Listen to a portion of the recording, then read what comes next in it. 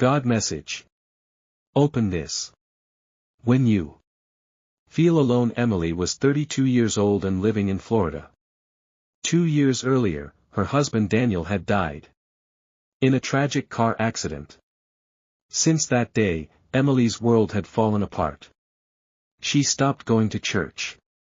She stopped praying. And little by little, she stopped believing that God still cared. One cold evening, sitting alone in her apartment, Emily opened a box filled with Daniel's memories. Old photographs. Birthday cards. Love letters. Every item reminded her of the life she had lost. Tears filled her eyes. "I can't do this anymore," she whispered. Determined to move on, she carried the box to the fireplace. One by one, she started throwing the letters into the fire.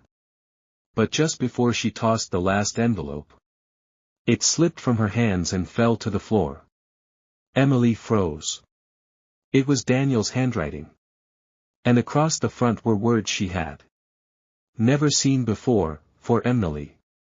Open this when you feel completely alone. Subscribe if you are reading this. It means I am in heaven. Her heart started pounding. Daniel had written. With shaking hands, she opened the envelope. Inside was a letter. "My beautiful Emily, God uses letters too. If you're reading this, it means I'm already with God. But please don't think He took me away from you.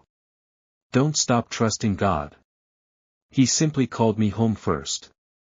And one day, we'll meet again. Until then, don't stop living.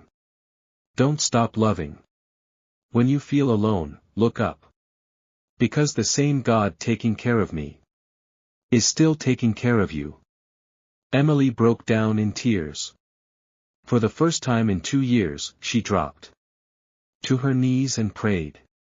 "God, I'm still hurting, but I'm ready to trust you again." Nothing supernatural happened that night. No voice from heaven. No miracle. But something changed inside her heart. The pain that had controlled her for years finally began to let go. And that night, the letter God never let her burn became the reason she started living again. Sometimes God doesn't send a miracle. Sometimes He sends a message at exactly the right moment. For more emotional faith stories that touch the heart. If this story touched your heart, please subscribe and join our faith family.